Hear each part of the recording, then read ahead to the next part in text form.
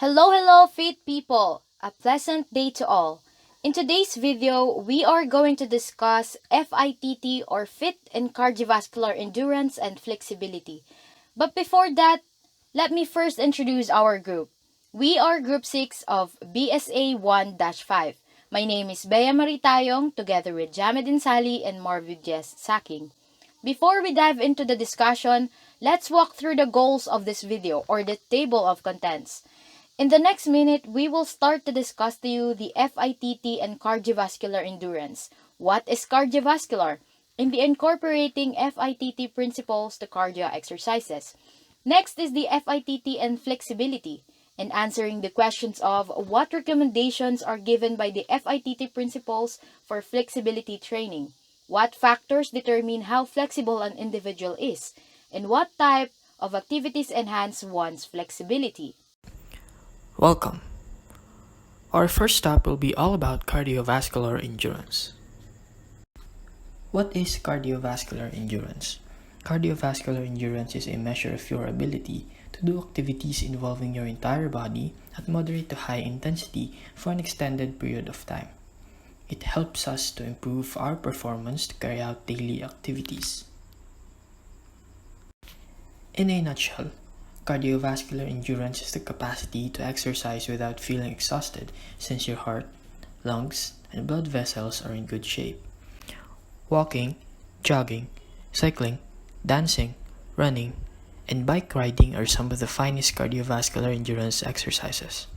Exercises that boost your heart and breathing rates, as well as aerobic activity, can help you improve your cardiovascular endurance. Aerobic exercise, according to many experts, is the most crucial component of physical fitness. Cardiovascular endurance can be achieved by exercising aerobically 30 minutes per day, 3 to 7 days per week. It can also lower your chance of developing illnesses including diabetes, heart disease, and stroke. Furthermore, cardiovascular exercise helps the heart become bigger and stronger, allowing more blood to be pushed out with each beat. The heart does not have to beat as rapidly or work as hard if more blood is pushed out with each beat.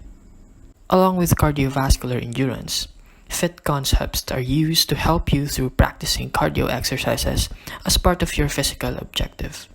Each of these is a variable that may be changed to design a training program or sessions that focus on aerobic and cardio training. First one is frequency. The FITT principle is heavily reliant on frequency. Before embarking on any fitness regimen, keep in mind where you're doing it and what you hope to achieve. The following one is intensity, which refers to how challenging an activity is. This is a critical part of the FITT principle and is likely the most difficult to monitor.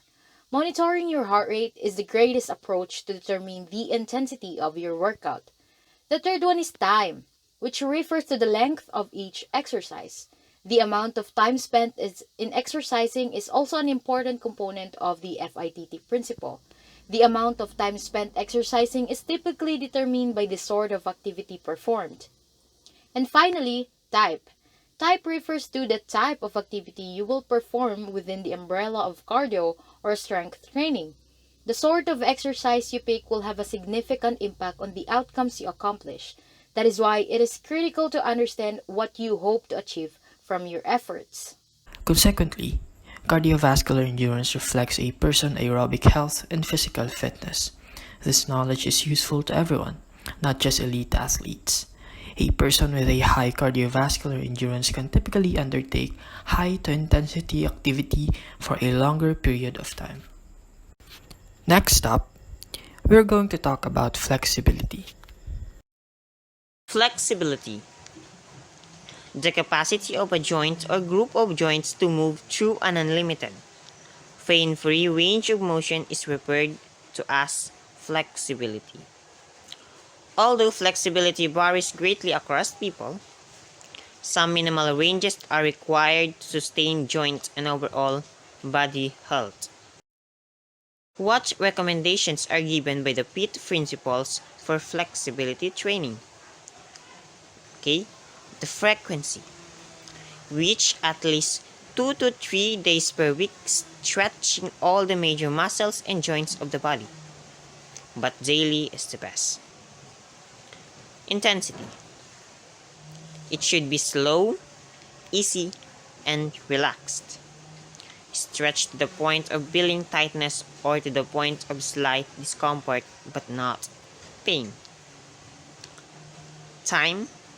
It should be anywhere from 15 to 60 minutes, and each stretch should be held for at least 10 to 30 seconds for the multiple repetitions. Type. It should be its best incorporate by the variety of flexibility exercise for each of the major muscle groups in both the upper and lower body. What factors determine how flexible an individual is? First, we have the genetics, which some people are naturally more flexible than others.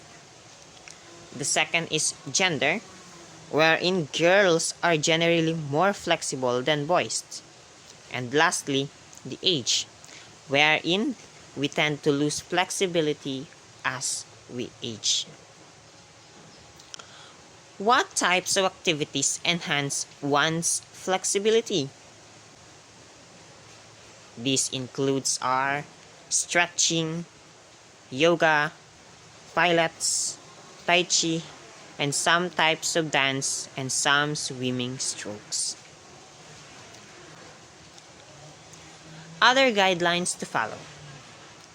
Static stretching, also known as holding stretch. This is more effective and most appropriate way to stretch. And ballistic stretching, also known as bouncing on a stretch, can actually cause the muscle to tighten up rather than relax.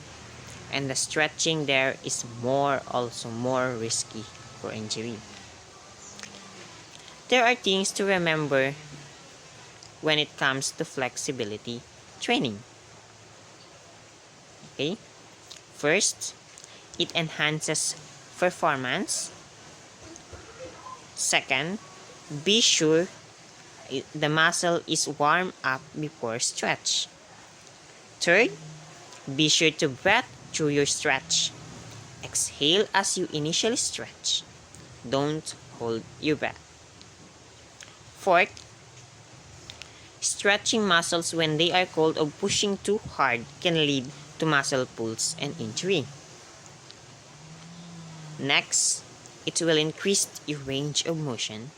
And lastly, it will improve your posture. Remember to stretch safely. When you are working on stretching, always keep in mind the following. First, use correct stretching techniques. Ask your teacher or an individual adult if you're not sure about it. Second, always do a brief warm-up before stretching, like a light walk, jog, or even skipping. Your muscles should be warm when you stretch them. Stretch in a slow, relaxed way. Move smoothly. Do not bounce back or jerk when you are stretching. Next, stretch to the point of tightness, but don't push beyond that. Please avoid extreme discomfort. Lastly, breathe normally when stretching. Don't hold your breath and don't overstretch. In conclusion, flexibility is an important component of physical fitness and has several health benefits. For example, it increases mobility, posture, and muscular coordination, as well as lowering the chance of injury and muscle pain. It even results in a better overall shape. It mostly enhances your range of motion and makes the specific workouts simpler to do. Flexibility may be achieved through a variety of methods, including stretching, foam rolling, and regular workouts. And that brings us to the end. I'd like to thank you for your time and effort today. We hope that you learned something from it that can help you on your fitness journey.